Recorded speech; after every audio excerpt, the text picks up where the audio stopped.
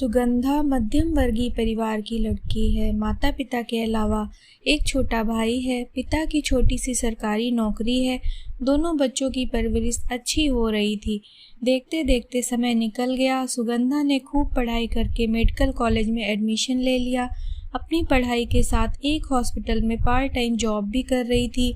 एक दिन हॉस्पिटल में बहुत भीड़ हो रही थी। जैसे ही सुगंधा पहुंची, नर्स ने बताया एक बहुत बड़े बिजनेसमैन के बेटे अमन का एक्सीडेंट हो गया है और अभी हॉस्पिटल में कोई सीनियर डॉक्टर नहीं होने के कारण सुगंधा को ही केस हैंडल करना पड़ेगा। सुगंधा ने तुरंत अमन का इलाज शुरू किया और 4 दिन में अमन ठीक होकर वापस घर पहुंच गया। पर इन 4 दिनों में ही दोनों एक दूसरे को बहुत पसंद करने लगे थे।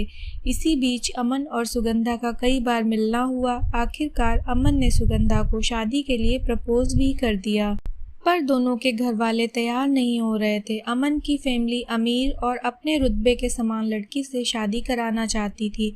वहीं सुगंधा के पापा उसके लिए अपने जैसा मध्यम वर्गीय लड़का ढूंढ रहे थे जो उसकी बेटी को खुश रखे। अमन और सुगंधा अपने परिवार को नाराज करके शादी नहीं करना चाहते थे, इसलिए उन लोगों ने इंतजार करना बेहतर समझा। समय बीतता गया। अमन बिजनेस में अपने पिता के समान महारथी बन गया। वहीं सुगंधा भी हॉस्पिटल में फुल टाइम जॉब करके अपने परिवार के खर्चों में मदद करने लगी थी। 4 साल के लंबे इंतजार के बाद आखिरकार सुगंधा के पापा इस शादी के लिए राजी हो गए। जब उन्होंने अमन के घर वालों से बात की तो थोड़े नानुकुर के बाद वो लोग भी राजी हो गए, क्योंकि अमन कहीं और शादी के लिए हाँ नहीं कह रहा था। अमन के पिता ने शर्त रखी कि सुगंधा को नौकरी छोड़कर घर संभालना होगा। यह सुनकर सुगंधा के पापा परेशान हो गए, पर अमन ने उन्हें चुपचाप यह कहकर समझा दिया कि शादी के कुछ दिनों बाद मैं अपने पापा को मनाकर सुगंधा के लिए क्लिनिक खुलवा दूंगा। धूमधाम से दोनों की शादी हो गई। सुगंधा के पिता ने अपनी तरफ से सब बेहतरीन किया, पर अमन के घर वाले खुश नहीं हुए। नई दुल्हन की तरह हजारों सपने लेकर सुगंधा अपने ससुराल आ गई। ससुराल में एक शादीशुदा ननद, जिसके घर का पूरा खर्च अमन के पापा ही उठाते हैं, इसलिए ननद का पूरा दखल है अपने मायके में। एक छोटी ननद जिसका गुस्सा हमेशा नाक पर रहता है। एक देवर है जिसे घर में ज़्यादा दिलचस्पी नहीं है, अपनी पढ़ाई और दोस्तों में ही उसका दिन निकल जाता है। सुगंधा अमन के घर वालों की पसंद नहीं थी, इसलिए घर के सभी सदस्यों से तालमेल बिठाने की पूरी कोशिश करती, परंतु उन लोगों का अहंकार और व्यवहार उसको बहू का सही मान सम्मान नहीं दे पा रहा था। सासू माँ ने नियम कायदों की लंबी लिस्ट बना दी थी, जिसका पालन करते करते वो परेशान हो जाती। अमन से जब इस बारे में बात करती तो कहता, अपनी शादी नई नई है, थोड़ा तुम एडजस्ट कर लो, धीरे धीरे सब ठीक हो जाएगा। मायके में सुगंधा के पापा को माइनर अटैक आ चुका था, इसलिए वो उनको ये सब बताकर परेशान नहीं करना चाहती थी, क्योंकि यहाँ उसके पास सब कुछ था, खाने पीने पहनने ओढ़ने की आज़ादी। अगर नहीं था तो सिर्फ मन का चैन। होता भी कैसे जब घर वाले परायों जैसा बर्ताव करते हों। एक दिन सुगंधा को पता चला कि वो माँ बनने वाली है। अमन को छोड़कर कोई उसका ध्यान नहीं रखता था।